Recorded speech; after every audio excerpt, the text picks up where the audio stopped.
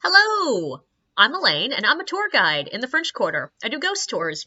And I am not going to tell you the stories that I tell on my tour, because you gotta pay for those. But if you want to hear some interesting things that have happened to me while I'm leading random drunk people around the French Quarter, I got you. One of my least favorite kind of guests are one-uppers.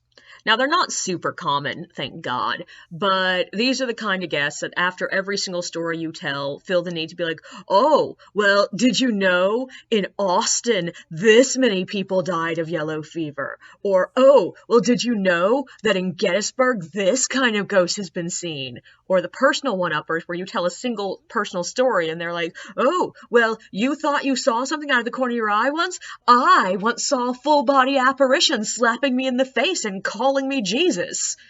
But more commonly, the one-uppers are one-off things. Like, you tell people that we have touchdown Jesus, and they will say, well, Notre Dame's touchdown Jesus is older. And it's like, yeah, congratulations. You'll tell them about Mardi Gras, and their response is, well, Mobile, Alabama's Mardi Gras is older. And I'm like, yeah, it is. I don't see your point. People will say that Austin is better, that the entirety of New Orleans is just like one street in Nashville, so there's no point in coming here. I once had a lady argue with me for 20 minutes that Louisville, Kentucky is actually the home of all jazz. It's where jazz was born. I also had a lady once insist that Dauphine Street is named after the Prince of France. And I was like, no, it's named after the wife of the Prince of France. The prince was the Dauphin. The Dauphine was the female version. And she was like, no, it's the E on the end means it's masculine. And I'm like, really? Because that's counter to everything in French. The E on the end almost always means feminine. And she was like, well, yeah, it usually does, but in this case, it means masculine. And I was like, sure, whatever you say, woman. And the hilarious one is she actually Googled it, looked it up, and it was like, yeah, I was wrong. And I'm like, yeah, you were. But during the summer, we have the people that insist that Arizona is hotter than New Orleans. And I'm like, numerically, yes, I'll give you that. They'll insist that Savannah has more ghosts, or Gettysburg has more ghosts, or St. Augustine has more ghosts. And I'm like, how the hell are y'all measuring this? I really want to know. But my least favorite one-upper I think I've ever gotten on any tour was the girl who will go down in my memory as Podcast Girl. And she's relatively recent. It was a couple of months ago. I had this girl on my tour who, before I even started the tour, she came up to me and told me how excited she was to be on my tour because she's a huge true crime fanatic, and this was a true crime tour. So she's like, oh my God, I'm so excited, and I know so many stories about New Orleans. And I was already a bit nervous because a lot of the people who quote-unquote know the stories about New Orleans don't, but they think they do. And so I was already a bit wary of her. And also she listed every podcast she listens to, and I'm like, holy shit, there are about 400 more true crime podcasts than I'd ever heard of. But yeah, so when we start, for a moment she seems fine, but literally in the middle of the first story, she's raising her hand. And one of my many rules I stipulate is please hold questions till the end. And the reason for this is because most of the time I'm going to answer your question in the story. And even if I don't, if you interrupt me, I'm going to get distracted. Like every single time people interrupt me for a question, I end up just standing there staring at them going, and where was I? And usually that involves me repeating sections of the story to try to figure out what the hell I've told these people already. But so like I just quietly was like, questions at the end. But a couple times she straight up interrupted me to ask her questions.